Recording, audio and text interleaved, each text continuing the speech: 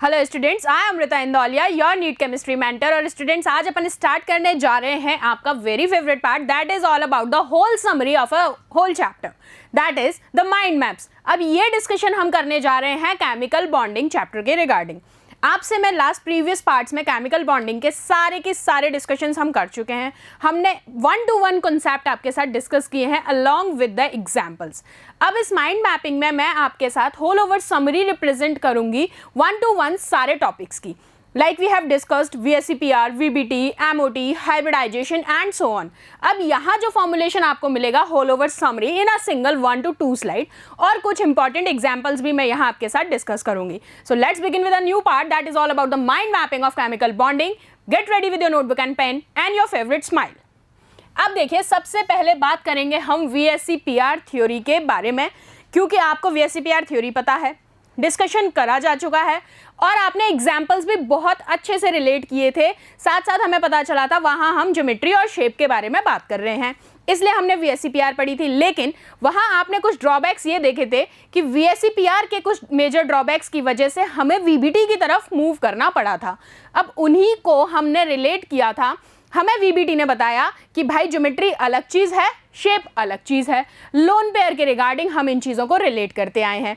अब यहाँ पर VSEPR के होल ओवर कॉन्सेप्ट में आपको मैं बताने चाहूंगी कि 1-to-1 सारी geometries along with the lone pairs.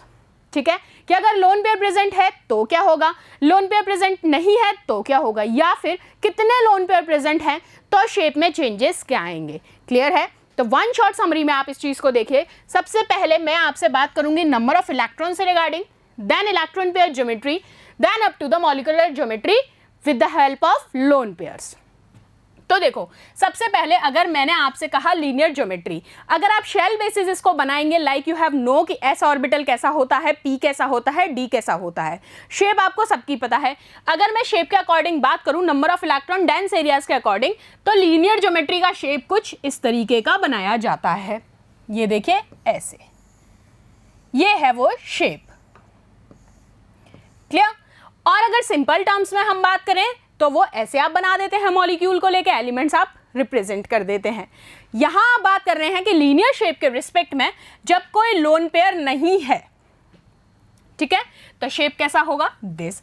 अगर बात करें ट्राइगोनल प्लेनर के रिस्पेक्ट में, किसके, ट्राइगोनल प्लेनर के रिस्पेक्ट में अगर मैं आपसे बात कर रही हूं, तो याद रखना है शेप कुछ इस तरीके का बनाया जाता है। यहां आपको मेंशन्ड है ट्राइगोनल प्लेनर में, आपको पता है जब लोन पेयर नहीं होगा तो वो ज्योमेट्री ट्राइगोनल प्लेनर कहला रही है। लेकिन जैसे ही वहां आप एक लोन पेयर की बात करेंगे तो वो ज्योमेट्री आपकी कहलाएगी बैंड शेप्ड। तो ये डिफरेंसेस आपको देखने हैं कि कब वो ज्योमेट्री अपने नेक्स्ट वाले पार्ट में मूव करती है।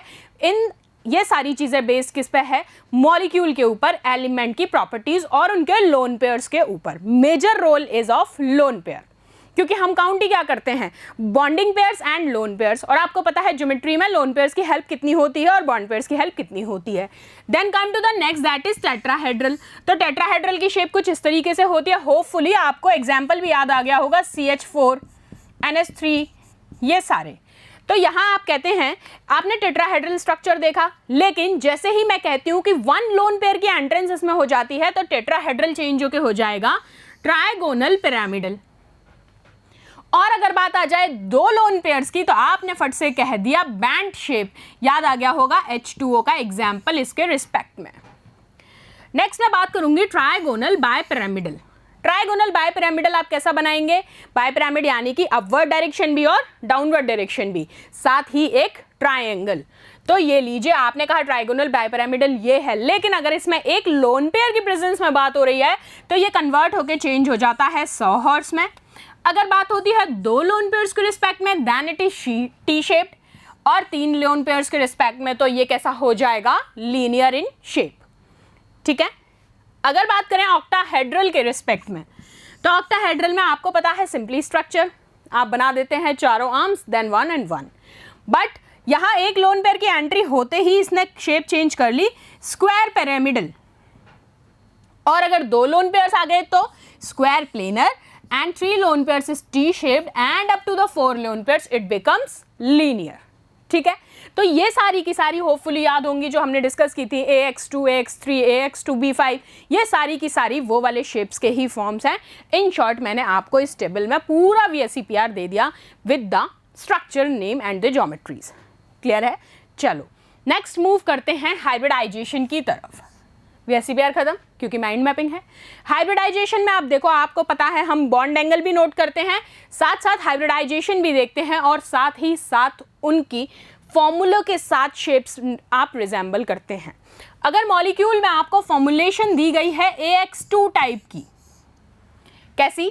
AX2 टाइप की, तो आपको अच्छे से पता चल जाता है कि हाँ भाई ये लीनियर शेप का मॉलिक्यूल होगा, बॉन्ड एंगल होगा 180 डिग्री और हाइब्रिडाइजेशन कैसा होगा?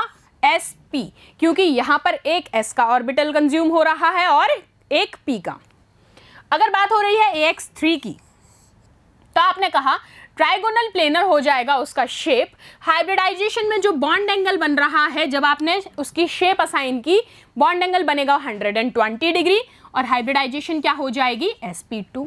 एंड होपफुली आपको याद भी आ गए होंगे, 1 to 1 हम सारे डिस्कशन कर चुके हैं along with the examples.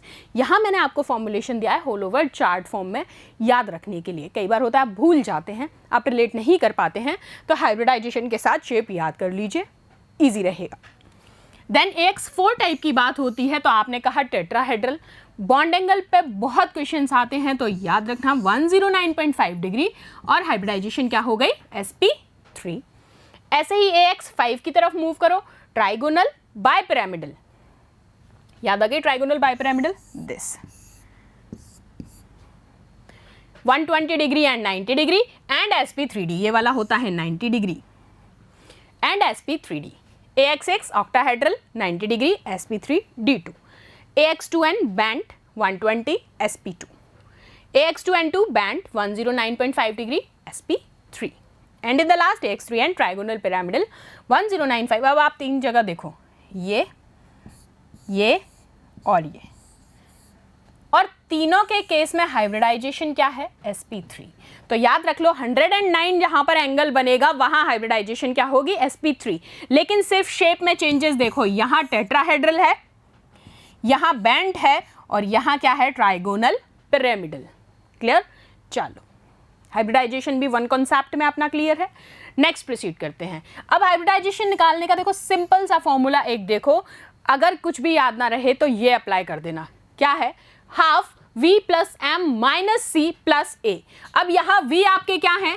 Valence electrons, M is your monovalent atom और C और A हैं यहाँ पर नंबर ऑफ कैटायंस और एनायंस। क्लियर बात? क्या कह रही हूँ? कुछ भी याद नहीं आए तो ये एग्जाम्पल याद रख लेना, ये सिंपल सा फॉर्मूला याद रख लेना। हाइब्रिडाइजेशन निकालने में दिक्कत आए, बाई चांस अगर पढ़ा नहीं है, कॉन्सेप्ट भूल जाओ, तो ये स्लाइड पढ़ लेना, आराम से हाइब्रिडाइजेशन निकाल दोगे। चलो एक एग्जाम्पल लेते हैं। मैंने कहा NH4 प्लस, तो मुझे एक बात बताओ, यहाँ पर किसके वैलेंस इलेक्ट्रॉन काउंट करोगे? नाइट्रोजन के। पता है हमें कितने वैलेंस इलेक्ट्रॉन होते हैं? 5 होते हैं या नहीं? याद कर लो, कह रही हूँ थोड़ा बहुत प्रैक्टिस करो, सब याद हो जाएगा। ठीक है, 5 वैलेंस इलेक्ट्रॉन होते हैं। चलो हाइब्रिडाइजेशन निकालो, फॉर्मूले में रखते हैं हाफ, फिर ब्रैकेट में क्या है? V प्लस 5 प्लस, फिर कहा है उन्होंने मोनोवेलेंट एटम, कितने हाइड्रोजन इससे ऐड हैं? यहाँ NH4 प्लस में बात हो रही है, हाइड्रोजन कितने ऐड हैं? 4। और कैटायन या एनायन के रिस्पेक्ट में बात की है, वो कितना है? 1। तो इस तरीके से जब आप इसको सॉल्व करोगे तो रिजल्टेंट आ गया 4, तो हाइब्रिडाइजेशन हो जाएगी sp3। कोई दिक्कत नहीं है, ठीक है? तो इस तरीके से आप आराम से निकाल सकते हो किसी भी एग्जाम्पल पे अप्लाई करके। ठीक है, चलो नेक्स्ट देखते हैं। Next is MOT, molecular orbital theory. अब इसमें मैंने आपको बताए थे, देखो फिर से मैं एक बार रिलेट करा रही हूँ, 2 मिनट का एक गैप लो। मैं आपसे कहना क्या चाह रही हूँ, MOT में मैंने आपके साथ क्या डिस्कस किया था? मैंने आपको बहुत अच्छे से बताया था, यहाँ बॉन्डिंग और एंटी बॉन्डिंग मॉलिक्यूलर ऑर्बिटल्स देखे जाते हैं। इलेक्ट्रॉन्स की फिलिंग कैसे होगी? पहले बॉन्डिंग वाले फिल किए जाएंगे, फिर एंटी बॉन्डिंग वाले लेवल पे आप जाओगे, और उनको फिल करते टाइम भी आपको एनर्जी डिफरेंसेस याद रखने हैं। और वो एनर्जी डिफरेंसेस किसके रिस्पेक्ट में है? एक बार तो है इलेक्ट्रॉन लेस देन 14 के रिस्पेक्ट में, और एक बार है इलेक्ट्रॉन ग्रेटर देन 14 के रिस्पेक्ट में। सिंपल सी बात तो ये थी। बॉन्डिंग और एंटी बॉन्डिंग के केस में दोनों में मैंने बताया था कि आपको इनका एनर्जी लेवल्स भी याद रखने होते हैं कि बॉन्डिंग के बाद एंटी बॉन्डिंग मॉलिक्यूलर ऑर्बिटल आएगा और किन केसेस में पहले एंटी बॉन्डिंग आएगा फिर बॉन्डिंग आएगा। एंड होपफुली याद होगा लास्ट सेशन हाइब्रिडाइजेशन वाले में बहुत अच्छे से डिस्कस की थी ये सारी चीज। तो अब देखो यहां आप जो बना रहे हैं क्या बनाते हैं, एटॉमिक ऑर्बिटल्स। और एमओटी का मतलब ही क्या था, दो एटॉमिक ऑर्बिटल मिक्सिंग करके, दो या दो से ज्यादा जितनी भी आपकी बात हो रही है, जितने नंबर ऑफ एटॉमिक ऑर्बिटल होंगे वो मिक्सिंग करके उतने ही मॉलिक्यूलर ऑर्बिटल्स बनाते हैं। बट द थिंग इज, जो याद रखना है वो क्या है कि उनकी एनर्जी इक्वल होनी चाहिए, दे हैव सिमिलर एनर्जीज। तो आपने यहां पर कहा मैंने ले लिया हीलियम का एटम। अब मुझे बताओ हीलियम के पास, बेचारे के पास इलेक्ट्रॉन कितने हैं, हाइड्रोजन हीलियम दो ही इलेक्ट्रॉन है। कॉन्फिगरेशन लिखोगे तो क्या हो गई 1s2। अब आप देखना मैं यहां सिंपल हीलियम एटम से आयन भी रिलेट कर रही हूं। यहां इसकी कॉन्फ़िगरेशन है 1s2, यानी कि आपने कहा ये लीजिए इसका 1s का ऑर्बिटल और फिल कर दिए दोनों इलेक्ट्रॉन, कोई दिक्कत नहीं है। लेकिन अगर मैं बात करूं हीलियम प्लस के लिए, तो मुझे एक चीज बताओ, यहां पर प्लस लग गया है तो क्या हमें इलेक्ट्रॉन ऐड करना है, बताया था ना इलेक्ट्रॉन ऐड नहीं करना है। यहां पर अगर प्लस लगा है तो माइनस होगा, माइनस लगा है तो प्लस होगा। अब यहां कितने प्लस लगे हैं, एक प्लस लगा है। अब इसके पास टोटल इलेक्ट्रॉन कितने हैं, दो, एक क्या लगा है प्लस, कितने माइनस कर दोगे -1, कितने बच गए इलेक्ट्रॉन 1। तो हीलियम प्लस के केस में अगर कॉन्फ़िगरेशन लिखोगे तो क्या रह गई 1s1। ये लो इलेक्ट्रॉन तुमने फिल कर दिया एक 1s के रिस्पेक्ट में, यहां दिख रहा है, कोई दिक्कत नहीं है। अब क्या कर रहे हो, ये जो दो एटॉमिक ऑर्बिटल थे हमें इनकी मिक्सिंग करानी है, क्योंकि हमें क्या बनाना है एमओटी मॉलिक्यूलर ऑर्बिटल। जैसे ही आप मिक्सिंग कराओगे तो सबसे पहले इलेक्ट्रॉन कहां पर जाएगा, बॉन्डिंग वाले के अंदर। तो आपने कहा ये लो बॉन्डिंग मॉलिक्यूलर ऑर्बिटल के अंदर इलेक्ट्रॉन हमने फिल कर दिए। सबसे पहले हमने इसको फिल किया, लेकिन अभी भी आपके पास एक इलेक्ट्रॉन बचा है, क्योंकि मैं यहाँ कॉम्बिनेशन दिखा रही हूँ। तो आपके पास एक इलेक्ट्रॉन वेकेंट है और इसको आप किससे रिप्रेजेंट करते हैं, सिग्मा 1s से, ठीक है। बॉन्डिंग वाले हमेशा सिग्मा और पाई से रिप्रेजेंट होते हैं, एंटी बॉन्डिंग वाले सिग्मा स्टार और पाई स्टार से डिनोट किए जाते हैं। अब आप क्या करेंगे, जैसे ही नेक्स्ट लेवल पे आप जाएंगे तो आपका इलेक्ट्रॉन कहाँ पर मूव करेगा, उसका एक्साइटेशन होगा एंटी बॉन्डिंग की तरफ, बॉन्डिंग से एंटी बॉन्डिंग की तरफ यहाँ एक्साइटेशन होगा। जैसे ही इस इलेक्ट्रॉन का एक्साइटेशन होगा, आपने कहा सिग्मा स्टार 1s के अंदर भी एक इलेक्ट्रॉन आ गया, कोई दिक्कत नहीं है। तो आपके यहाँ पर जितने इलेक्ट्रॉन्स थे उन्होंने मिक्सिंग की, इलेक्ट्रॉन्स ने तो शेयरिंग की, मिक्सिंग की ऑर्बिटल्स ने, और मिक्सिंग करके नए मॉलिक्यूलर ऑर्बिटल्स बनाए जो कि सिमिलर एनर्जी के होने चाहिए, bonding molecular orbital and anti bonding orbital. और डिनोशन हमने दिया sigma 1s and sigma star 1s। Clear है, चलिए नेक्स्ट। अब हम बात करेंगे VSEPR को वैलेंस बॉन्ड थ्योरी से रिलेट कराएंगे, क्योंकि VSEPR भी यही बताता है भाई शेप और ज्योमेट्री, VBT भी शेप और ज्योमेट्री पे डिस्कशन कर रहा है, लेकिन VBT ने ही बताया था कि शेप अलग चीज़ है, ज्योमेट्री अलग चीज़ है। तो यहाँ इनका कोरिलेशन एक बार देख लेते हैं कि मेजर डिफरेंसेस क्या हो सकते हैं या सिमिलैरिटीज़ क्या हो सकती हैं। तो आपने कहा VSEPR थ्योरी क्या हमें बताती है, ज्योमेट्री बताती है मॉलिक्यूल की, वेरी इंपॉर्टेंट।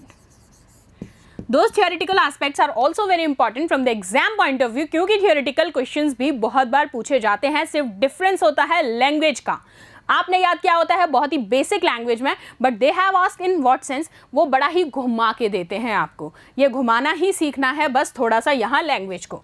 अब VBT ने क्या कहा, VBT कहती है कि मैं बताता हूँ केमिकल बॉन्डिंग के बारे में किसी भी कोवेलेंट कंपाउंड की। VSEPR ने कहा हम ज्योमेट्री बताएंगे, VBT ने कहा मैं केमिकल बॉन्डिंग बताऊंगा किसी भी कोवेलेंट कंपाउंड की, ठीक है।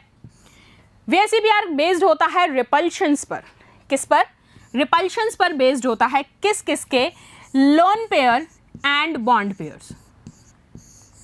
VSEPR लोन पेयर और बॉन्ड पेयर के रिपल्शन पे डिपेंड करता है, जबकि VBT ओवरलैपिंग पे डिपेंड करता है, ठीक है। किस पे बेस्ड है, ओवरलैपिंग पे, क्योंकि वहां इन द एंड उसको क्या बनाना है, केमिकल बॉन्ड। चलो नेक्स्ट देखते हैं। VSEPR आपको कभी भी इस चीज़ की डिटेलिंग नहीं करता कि कितने ऑर्बिटल प्रेजेंट हैं उस एटम में, उस मॉलिक्यूल में, ठीक है, जबकि ये आपको प्रॉपर डिटेल्स देता है ऑर्बिटल प्रेजेंटेशंस की, ये नहीं देता। ये ज्योमेट्री बताते हैं, ये जनाब ज्योमेट्री नहीं बताते हैं। अब देखिए, does not indicate type of bond present between atoms, ये टाइप ऑफ बॉन्ड भी नहीं बता पाते हैं, और ये इंडिकेट करते हैं टाइप ऑफ बॉन्ड्स को। तो VSEPR और VBT के डिफरेंसेस भी देख लिए। थ्योरी हम पूरी अच्छे से पढ़ चुके हैं, थ्योरी भी, एग्जाम्पल्स भी, सब भी, लेकिन फिर भी पूछा जाता है, इसलिए ये फॉर्मुलेशन लास्ट अलग से आपको एक पार्ट बना के मैंने यहाँ पर प्रेजेंट की है कि बेटा please maximum number of question grabbing aspect है इस समरी से। यहाँ आपको ओवरऑल कंजम्पशन मिल रहा है पूरे 13-14 पार्ट्स जो हमने डिस्कस किए थे उसका। फिर यहाँ से अगर आपको किसी भी चीज़ में कन्फ्यूजन है, कोई पॉइंट पिक करना है, सीधे यहाँ से अपने उस सेशन में जाके उस चीज़ डाउट को क्लियर कर सकते हैं, ठीक है। बट ये टास्क आपका ही है, आपको खुद को चेक करना पड़ेगा, आप खुद से खुद को कॉम्पिटिट कीजिए। यहाँ कंपटीशन आपका, मेरा या आपका या बाजू वाले का नहीं है। The competition is up to you only, आपका और आपके गोल के बीच में कंपटीशन है, दैट्स ऑल, ठीक है। चलो नेक्स्ट, हो गई बहुत ज्ञान वाली बात है। चलो इंपॉर्टेंट एग्जाम्पल वो डिस्कस कर लिए। अब इंपॉर्टेंट एग्जाम्पल, वैसे मैं ये सारे एग्जाम्पल तुमसे ऑलरेडी डिस्कस कर चुकी हूँ, लेकिन अब मेरी बात सुनते जाओ ध्यान से। तुम्हें पता है जो तुम्हारे एग्जामिनर जी हैं उनके फेवरेट एग्जाम्पल है C2H6 और C2H4। हर बार क्वेश्चन देते हैं यहाँ से, हर बार, किसी भी सेंस में दे, किसी भी सेंस में, लेकिन यहाँ से क्वेश्चन आना पक्का बनता है। तो वो कहते हैं, अब आपको पता है C2H6 को अगर सिंपली मैं बनाऊँ तो कुछ ऐसे ही बनाते हो, ये 3 हाइड्रोजन, ये 3 हाइड्रोजन, और C2H4 को बनाओगे तो क्या कर दिया, डबल बॉन्ड। तो चलो भाई एक C2H2 को क्यों छोड़ते हैं, तो C2H2 भी ले लो, ये लो। अब क्यों, क्योंकि यहाँ पर आपको पता है कार्बन की वैलेंसी है 4, तो ये 4 बैलेंस हो गए, 1 2 3 4, और ये 4 बैलेंस हो गए, these 4 एंड these 4। यहाँ से भी आप देखो ये 4 बैलेंस हो गए, ये 4 बैलेंस हो गए, यहाँ से भी देख लो 4 एंड 4, तो कोई दिक्कत है नहीं किसी भी तरीके की। अब यहाँ पर आपको बस याद जो रखनी है कुछ बेसिक चीज़ें कि C2H6 पूछा जाए तो याद रखना है टेट्राहेड्रल शेप होती है, सिंगल बॉन्ड होता है, अभी बताया। इसकी शेप कैसी होती है, प्लेनर होती है, डबल बॉन्ड होता है, वो लीनियर होती है, और ट्रिपल बॉन्ड होता है, ठीक है। चलो अब 1 to 1 डिस्कस करते हैं। सबसे पहले C2H6 की बात करती हूँ। अब यहाँ बताओ मुझे C2H6 में किसको काउंट करोगे, कार्बन को। सबसे पहले एटॉमिक नंबर लिखो 6, साथ साथ लिखते जाओ कॉन्फ़िगरेशन 1s2 2s2 2p2, यही होगी कॉन्फ़िगरेशन। और लास्ट शेल के वैलेंस इलेक्ट्रॉन्स कौन से हो जाएंगे, 6 लिख दिया मैंने, आदत गंदी बड़ी हुई है ना कि हाँ कॉन्फ़िगरेशन तो फुल है, ये लो, ठीक है, 2p2। तो लास्ट शेल इलेक्ट्रॉन्स काउंट करोगे 2s2 2p2। चलो सबसे पहले ग्राउंड स्टेट कॉन्फ़िगरेशन लिखते हैं अपन ने कहा ग्राउंड स्टेट कॉन्फ़िगरेशन कार्बन की, इलेक्ट्रॉन फिल किए 1s के 2 2s के 2 और 2p का एक एक आ गया। अब यहाँ आपको क्या चाहिए, आपके पास देखो हाइड्रोजन कितने हैं, 6, यानी कि हमें हर कार्बन से 3-3 हाइड्रोजन जोड़ने हैं, बिल्कुल। अब कार्बन की वैलेंसी 4 है, 3 हाइड्रोजन जोड़ दिए, चौथी वैलेंसी कैसे मेंटेन होगी, चौथी वैलेंसी होगी कार्बन और कार्बन के बीच में जो बॉन्ड बन रहा है, अभी बताया, ये लो। चौथी वैलेंसी यहाँ कंप्लीट होगी, पहली 3 तो हो गई यहाँ 1 2 3 हाइड्रोजन हाइड्रोजन हाइड्रोजन, और चौथी वैलेंसी हो जाएगी यहाँ कंप्लीट, ठीक है। अब आप क्या करोगे इसके लिए, अब आपको कितने अनपेयर्ड इलेक्ट्रॉन चाहिए, 4, तो और यहां पर आपके पास कितने हैं, 2, तो क्या मैं ये वाला इलेक्ट्रॉन एक्साइट करवा दूं नेक्स्ट शेल में, 2s से ही तो करवाओगे, 2p से तो करवाओगे तो वो पास वाला ऑर्बिटल वेकेट हो जाएगा, तो हमें कहां से एक्साइटेशन कराना पड़ेगा, 2s से। आपने 2s से एक्साइटेशन कराया तो देखो आपके पास 4 अनपेयर्ड ब्लॉक आ गए। यहां कौन ऐड होंगे, एक हाइड्रोजन, दूसरा हाइड्रोजन, तीसरा हाइड्रोजन, और चौथा कौन होगा, कार्बन का बॉन्ड। तो ये लीजिए आपने यहाँ तीनों हाइड्रोजन भी जोड़ दिए। आपने इस तरीके से कहा कि हाइब्रिडाइजेशन क्या आ जाती है यहाँ, sp3 हाइब्रिडाइजेशन, और शेप क्या होगी, अभी देखी थी, टेट्राहेड्रल। अब देखो यहां पेयरिंग करवाते हैं एक बार, कौन सा कलर दिखेगा, ये दिख जाएगा। यहां आपने पेयरिंग कराई, ये वाला कार्बन, ये कार्बन बैठा है बीच में, ये बैठा है, और ये, इन दोनों की पेयरिंग से एक बॉन्ड बनेगा, ये बन गया, इन दोनों की पेयरिंग से एक बॉन्ड बन रहा है, और 3 क्या है, हाइड्रोजन, ये जुड़ जाएंगे। तो इन्होंने इस तरीके से कर ली बॉन्डिंग।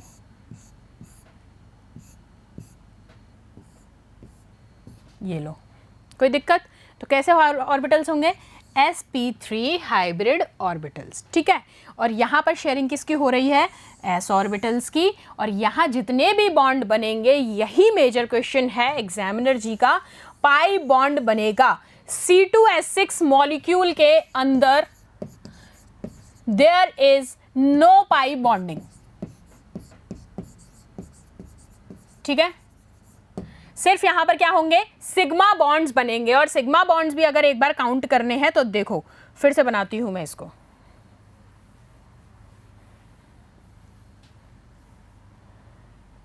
देखना,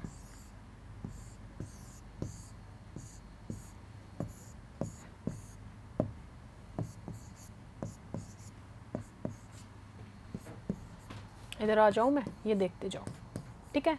बात क्या कर रही हूं मैं, पाई बॉन्डिंग की। ये सिग्मा बॉन्ड, ये सिग्मा बॉन्ड, ये सिग्मा बॉन्ड, ये भी सिग्मा, ये सिग्मा, ये सिग्मा, ये sigma. Total number of sigma bonds कितने बन गए यहाँ पर, 7 सिग्मा बॉन्ड्स। देखो मैं इस साइड से लिख रही हूँ तो राइटिंग थोड़ी सी गंदी आएगी, so don't mind, okay, don't mind.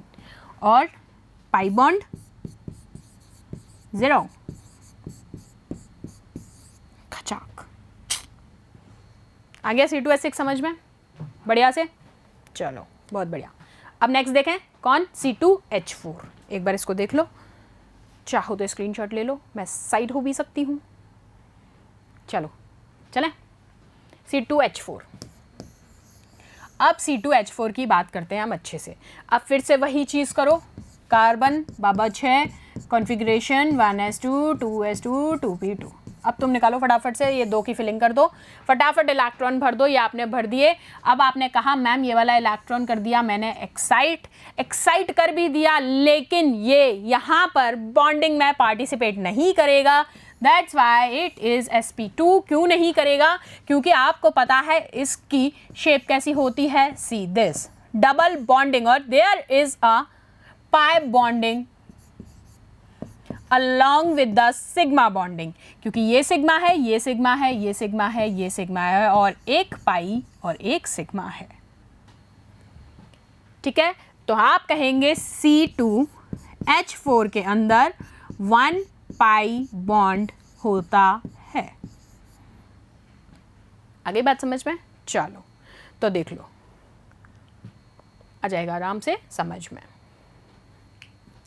ये लीजिए, ठीक है। ये C2H2 का भी आपको साथ में मैंने बता दिया है, C2H2 लीनियर होता है ज्योमेट्री, ये कार्बन और कार्बन, और ये एक एक हाइड्रोजन ऐड हो रहा है, ये रहा C2H2 भी। C2H2 पे ज़्यादा कोई फोकस है नहीं, और हम ऑलरेडी डिस्कस भी कर चुके हैं, तीनों ही कर चुके हैं, तो कोई दिक्कत है नहीं।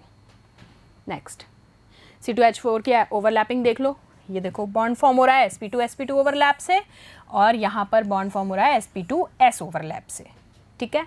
वो पाई बॉन्ड और सिग्मा बॉन्ड, और ये जो डायरेक्शंस कहलाती हैं wedge and dash directions. This is dash and this is wedge, ठीक है। चलो नेक्स्ट चले, आ जाओ। अब इसका होल ओवर प्रेजेंटेशन देख लो, सारी चीज़ें अभी अच्छे से एक्सप्लेन की। अब देखो मिथेन कहते हैं इसको, CH4, ये formulation ball and stick model में ऐसे बनाते हो, और स्पेस फिलिंग 3D फॉर्म में वैसे होगा। 3D से तुम्हें कोई मतलब है नहीं, तुम्हें यहीं तक मतलब है।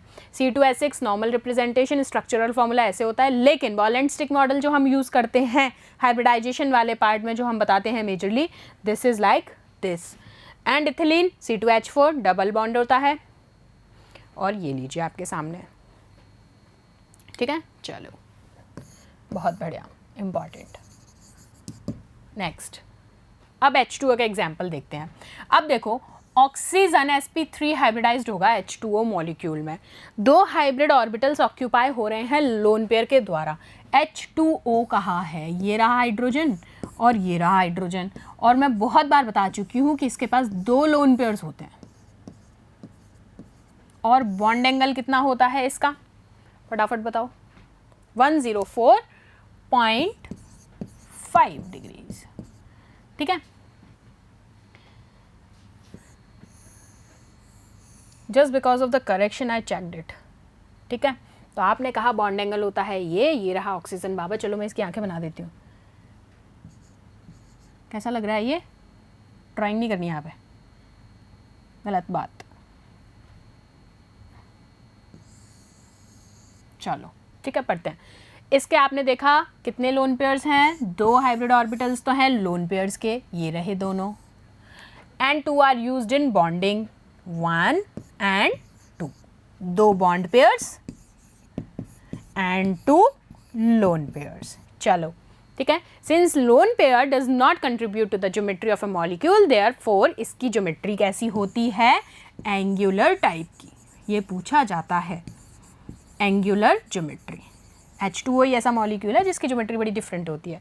गलत नहीं लिखा है जी यार, साफ ही लिख देती हूँ तुम्हारे लिए, नीचे भी लिखा हुआ है, बट स्टिल मेरी राइटिंग ना ऐसे फ्लो होती जाती है। लो क्लियर। चलो अब the lone pair repulsion is more than lone pair bond pair. क्या कह रहा है ये? Lone pair repulsion is more than lone pair bond pair repulsion, और बॉन्ड पेयर रिपल्शन। इसलिए HOH जो कि होता है ऐसे, वो कितना होता है? क्या गड़बड़ कर रही हूँ मैं?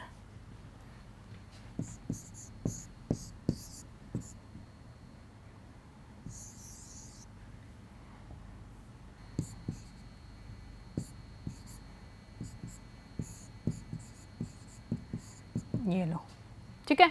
तो इन्होंने कहा इस वजह से इसका बॉन्ड एंगल कितना होता है? 104.5 डिग्री, जो कि लेस देन होता है आइडियल टेट्राहेड्रल से, जो कितना होता है? 109.28। अब देखो ये वाला कॉन्सेप्ट याद आ जाना चाहिए तुम्हें, तीनों वाला, लोन पेयर फिर लोन पेयर बॉन्ड पेयर। वो पापा दादा वाला कॉन्सेप्ट याद है? मैंने तुमको समझाया था। उसमें मैंने क्या कहा था कि घर में सबसे ज़्यादा वेटेज, सबसे ज़्यादा जिम्मेदारी किसके होती है? पापा के पास। पापा, बड़े पापा यानी कि ताऊजी वगैरह के पास। उसके बाद कौन आ जाते हैं? क्योंकि बॉन्ड पेयर मतलब शादीशुदा लोग हैं ये लोग। शादीशुदा से मतलब नहीं है, मेजर बात है रिस्पॉन्सिबिलिटीज़ इनके पास सबसे ज़्यादा हैं। उसके बाद आते हैं कौन? लोन पेयर और बॉन्ड पेयर, यानी कि लोन पेयर कौन है? हम। बॉन्ड पेयर कौन है? मॉम डैड एंड ताऊजी वगैरह। तो इनके पास है रिस्पॉन्सिबिलिटीज़ के फैक्टर ज़्यादा, और हमारे पास रिस्पॉन्सिबिलिटीज़ के फैक्टर हैं बहुत ना के बराबर। सिर्फ कितनी? अपनी पढ़ाई करनी है, अपनी स्टडीज़ करनी है, खेल कूद करना है और शैतानियाँ करनी है, ये सबसे ज़्यादा। तो हम हैं कौन? लोन पेयर, फ्री हैं हम। ये लोग फ्री नहीं है अपनी रिस्पॉन्सिबिलिटीज़ से। तो ये कहते हैं कि ये जो लोन पेयर रिपल्शन होता है, ये सबसे ज़्यादा होता है कहाँ पर? Then lone pair bond pair. अब आपको पता है आपके और आपके डैड के बीच में इतने ज़्यादा डिफरेंसेस नहीं होते, क्योंकि डिफरेंस होते भी हैं तो आप डांट खाते रहते हो। सिर्फ वही वाला कॉन्सेप्ट है सीधा सीधा। मेजर रिस्पॉन्सिबल बंदा कौन है? ये। तो रिपल्शन का फैक्टर अगर आप देखोगे तो इनमें सबसे कम पाया जाएगा, क्योंकि इनके पास है रिस्पॉन्सिबिलिटीज़। आज के टाइम में भी आप देखते हैं डैड, चाचू जी वगैरह, इन सब की बॉन्डिंग कितनी स्ट्रांग है, जबकि तुम दोनों भाइयों की तो सुबह ही लड़ाई हो जाती है, शाम में भी लड़ाई हो जाती है। तो इसलिए कहा गया सबसे ज़्यादा लोन पेयर के अंदर रिपल्शन होता है, then lone pair bond pair के, डैड और बेटा, माँ और बेटी या कुछ भी, उनके बीच में थोड़ा कम होता है, लड़ाइयाँ हो ही जाती हैं। हम डांट खाने के काम तो कर ही देते हैं सारे दिन फ़ोन चलाने की वजह से। तो कॉन्सेप्ट को रिलेट कराया था जब ये पढ़ाया भी था, वही सेम कॉन्सेप्ट है, याद रखना, ठीक है। चलो नेक्स्ट देखते हैं। अब ये वही H2O वाली बात है। सारा इलेक्ट्रॉन्स की फिलिंग आप यहाँ देख लीजिए। Hybridised oxygen atom, lone pair कितने हैं, बॉन्ड पेयर कितने हैं, bond angle and the shape. मैंने तो बड़ी गंदी सी बनाई थी, मैंने पर अच्छा प्रेजेंटेशन भी यहाँ किया है, ठीक है। और सारे कैसे होंगे? sp3 hybridised. चलो अब देखते हैं नेक्स्ट NH3।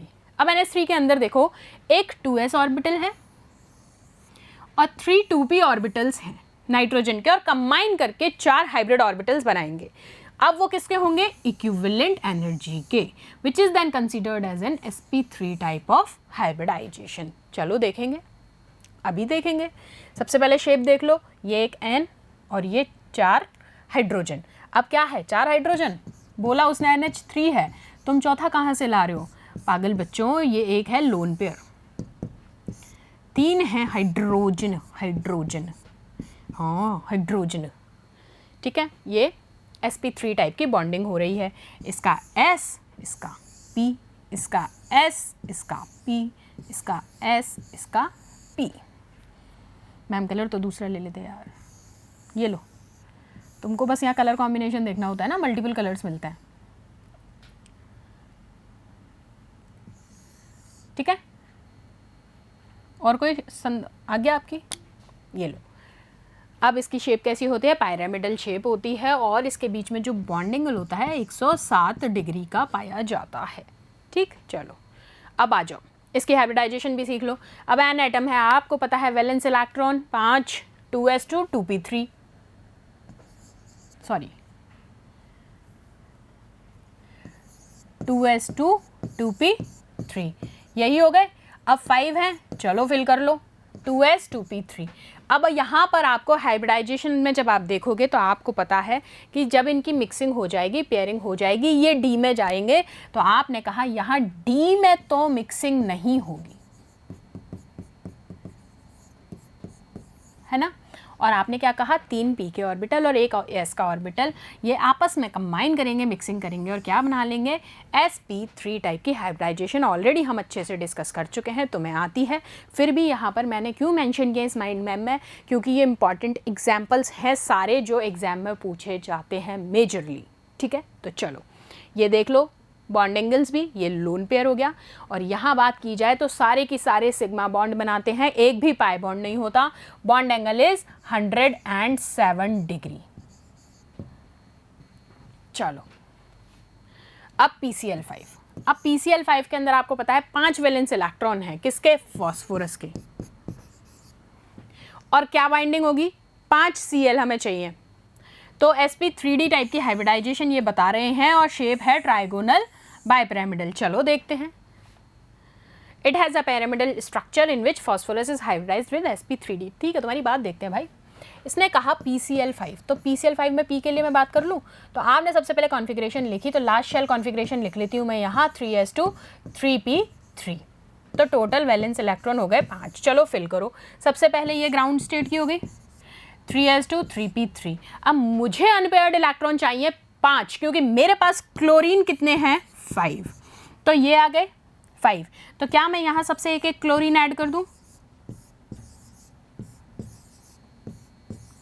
और अगर इनकी बॉन्डिंग दिखाना चाहूँ तो मैं यहीं की यहीं इसकी बॉन्डिंग भी आप शो कर सकते हैं। ये लो, नहीं तो अच्छे से देखनी है तो ये लो। क्या किया इसने? इसने एक्साइटेशन जो था वो नेक्स्ट लेवल में करवाया है, ये वाला डी में। डी में जैसे इसने कराया तो ये देखो डी में इलेक्ट्रॉन आ गया और इसने Cl के साथ कर ली बॉन्डिंग। जैसे ही बॉन्डिंग की आपको दिख गया एक S का है, 3 P के हैं और एक D का है, तो क्या हो जाएगा? sp3d टाइप का हाइब्रिडाइजेशन। शेप कैसी होगी? Trigonal bipyramidal. अब यहाँ देख लो बॉन्डिंग साथ साथ। आपने कहा ये रहा फॉस्फोरस और ये रहे क्लोरीन,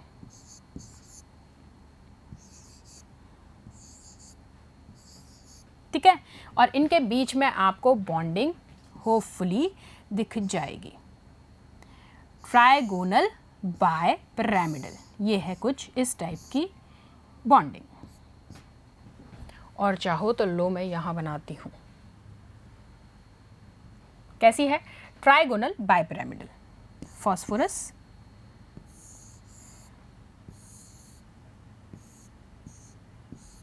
क्लोरीन, क्लोरीन, क्लोरीन। ये बनेगी कुछ इस टाइप की, ये लो, ठीक है। चलो बॉन्ड एंगल कितना होगा? 120 डिग्री, ठीक है। चलो नेक्स्ट, ये लो, एक 90 डिग्री, एक ये। अब देखते हैं एक नई अप्रोच है, linear combination of atomic orbitals, that is LCA approximation. देखो ये बड़े ही ध्यान से सुनना, वहाँ तक आपका माइंड मैप और इंपॉर्टेंट एग्जाम्पल सारे कवर हो गए। ये भी एक मेजर वेटेज रखता है, बहुत छोटा सा पार्ट है, 5 to 10 मिनट्स में अपन इसको फटाफट से कर लेंगे। सुनते जाओ ध्यान से। ये जो linear combination of atomic orbitals है, ये सिंपली क्या है, कोई बड़ी चीज़ नहीं है, वही बॉन्डिंग और एंटी बॉन्डिंग की बात होगी। सेम एटॉमिक ऑर्बिटल्स आपके मिक्स और ओवरलैप करके नए एंटी बॉन्डिंग मॉलिक्यूलर ऑर्बिटल्स बनाएंगे, एंटी बॉन्डिंग नहीं, नए मॉलिक्यूलर ऑर्बिटल्स बनाएंगे। उन मॉलिक्यूलर ऑर्बिटल्स में आप अलग अलग सेम चीज़ देखेंगे, बॉन्डिंग एंड एंटी बॉन्डिंग। सिर्फ जो फर्क है वो ये है कि यहाँ रिप्रेजेंटेशन आपकी साई से होगी। साई से क्यों होगी? क्योंकि ये लीनियर कॉम्बिनेशन जो है वो किस में पढ़ा जाता है, क्वांटम फिजिक्स और क्लासिकल फिजिक्स के अंदर। अब आपको पता है क्लासिकल एंड क्वांटम फिजिक्स दो डिफरेंट अप्रोचेस हैं। क्लासिकल फिजिक्स में क्या होती हैं, सारी थियोरीज होती हैं जिनको कि हम पढ़ते हैं क्वांटम फिजिक्स की नॉलेज से पहले। क्वांटम में आप बात करते हैं मैथमेटिकल डिस्कशन को, क्लासिकल में आप बात करते हैं सेम उसी मैथमेटिकल डिस्कशन के थियोरिटिकल पार्ट को। तो चलिए सबसे पहले मैं कहती हूँ ये दोनों ही थ्योरीज आपको किसके बारे में बताती हैं, इलेक्ट्रोमैग्नेटिज्म और ग्रेविटेशनल अप्रोचेस के बारे में बताती हैं। साथ साथ क्लासिकल फिजिक्स में आपको ये भी पता है कि हम एग्जैक्टली प्रिडिक्ट नहीं कर पाते by the theoretical concept, that's why we are using quantum physics for the mathematical purposes, जिससे आपको इजी क्लियर जस्टिफिकेशन मिलता है। किसका? क्योंकि आपके पास एक प्रैक्टिकल अप्रोच आ जाता है वहाँ पर और आप उसको प्रूव करके देख पाते हैं। अब आप मुझे बताइए कि ये जो मॉलिक्यूलर ऑर्बिटल थ्योरी है, इसका क्या काम है इस क्वांटम मैकेनिक्स के अंदर? हम यहाँ पर अपनी फिजिक्स को क्यों अप्लाई कर रहे हैं इस केमिस्ट्री में? तो आप देखिए मेरे साथ, अब मैं आपको बताऊंगी कि ये जो क्वांटम मैकेनिक्स है ये माइक्रोस्कोपिक और सब एटॉमिक पार्टिकल्स पे डील की जाती है। पहली चीज़ तो ये याद रखनी है। क्या कहा मैंने? माइक्रोस्कोपिक और सब एटॉमिक पार्टिकल्स पे अप्लाई की जाती है और इसके अंदर पॉसिबिलिटी होती है किस चीज़ की? प्रोबेबिलिटीज़ फाइंड आउट करने की। ठीक है, हम प्रोबेबिलिटीज़ तक फाइंड आउट कर पाते हैं कि मेजर क्या होगा। सो हम यहाँ क्या करते हैं, एग्जैक्टली प्रिडिक्ट कर पाते हैं आउटकम को, जो कि क्वांटम के अंदर इम्पॉसिबल है।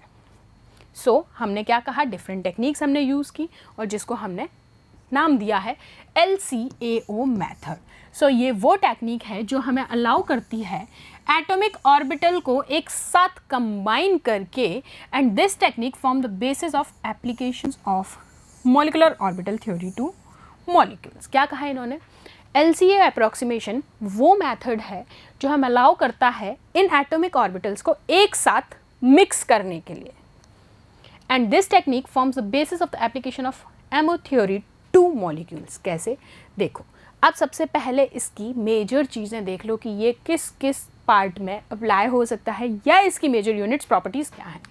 MOT में यूज़ होता है ये। दूसरी चीज़, वेव फंक्शंस को ऐड और सब्सट्रैक्ट करने के काम आता है। कौन? LCAO, linear combination of atomic orbitals की यहाँ बात चल रही है।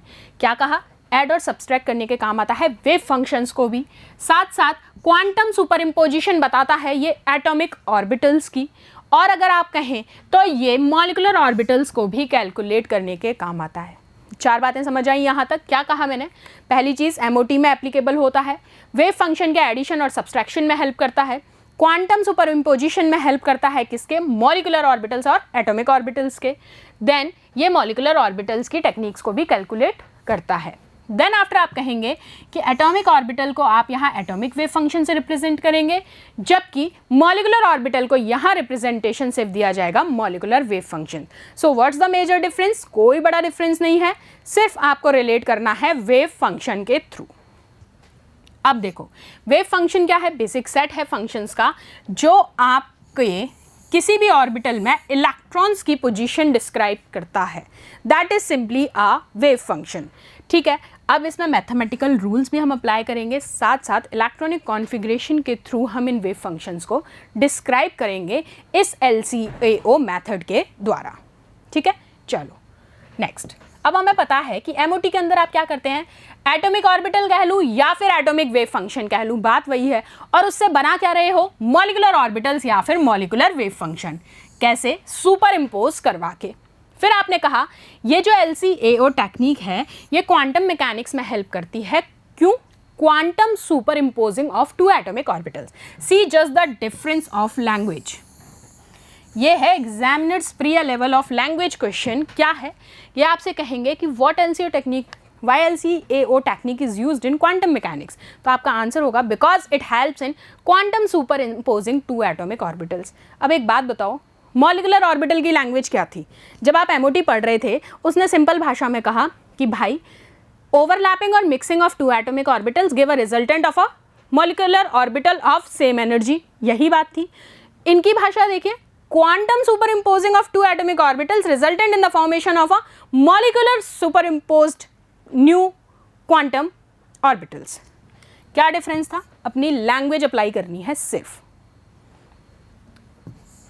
अब देखो कुछ नहीं है, दिमाग खराब करने वाली चीज़ें हैं, दिमाग खराब नहीं करना है, बस याद रख लो वेव फंक्शन, सुपर इम्पोजिशन और quantum.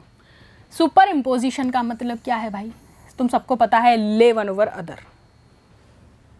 After 2 wave superimpose their wave function can either add और सब्सट्रैक्ट। याद आ गया होगा, पढ़ा चुकी हूँ।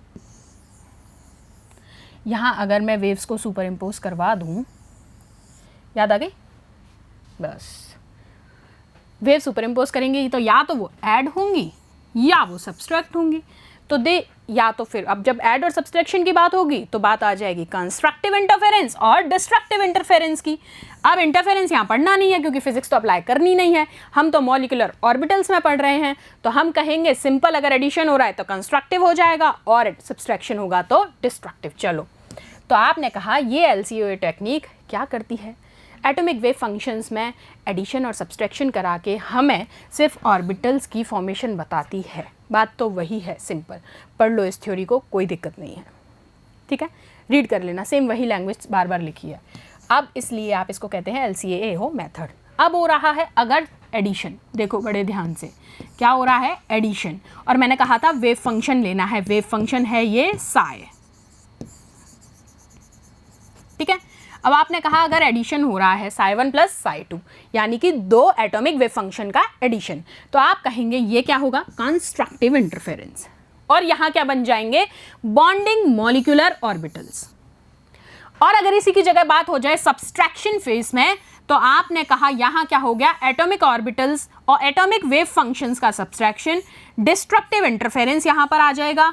और आप कहेंगे ये क्या होगा? Anti bonding molecular orbitals form कर देगा। That's it.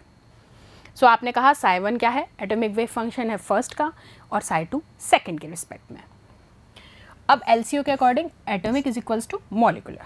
अब इसको अप्लाई करते हैं। चलो, आपने 2 एटॉमिक ऑर्बिटल्स लिए, ये है 1s, ये भी 1s, 2 मॉलिक्यूल हैं A और B। अब आपने इनको सुपर इम्पोज करवाया, सुपर इम्पोज ले ओवर वन अनदर। जैसे ही सुपर इम्पोज करवाया, क्योंकि यहाँ आप क्या कर रहे हैं? बॉन्डिंग। बॉन्डिंग मीन्स एडिशन हो रहा है यहाँ पर, मतलब कंस्ट्रक्टिव होगा। जब किसी चीज़ को जोड़ोगे तभी तो कंस्ट्रक्ट होगा, मतलब कंस्ट्रक्टिव। तो आपने कहा ये लीजिए सिग्मा 1s का बॉन्डिंग मॉलिकुलर ऑर्बिटल बन गया। और अगर मैं यहाँ पर कहती हूँ कि नहीं, मुझे तो इनको सेपरेट करना है, यानी कि मैंने क्या कराया यहाँ पर? सब्सट्रैक्शन। अब सब्सट्रैक्शन अलग करते ही क्या हो जाती है? लड़ाई। अब हो गई लड़ाई तो क्या कहलाएगा? डिस्ट्रक्टिव। डिस्ट्रैक्ट होना शुरू हो गया लड़ाई होते ही, तो ये हो गई डिस्ट्रक्टिव इंटरफेरेंस। तुम्हारी नॉर्मल लैंग्वेज है ये, फिजिक्स वाली लैंग्वेज नहीं है। वो अपन ने थर्मो में अच्छे से, नॉट इन थर्मो, हम इनिशियल में जब हम पढ़ेंगे तो अच्छे से बताया भी जाएगा आपको सारा की सारा पार्ट वेव मैकेनिक्स में। ठीक है, और यहाँ एंटी बॉन्डिंग मॉलिकुलर ऑर्बिटल बन जाएंगे जिनको रिप्रेजेंट करते हो सिग्मा स्टार से। ठीक है, चलो अब इसका डिफरेंस देख लेते हैं। In the BMO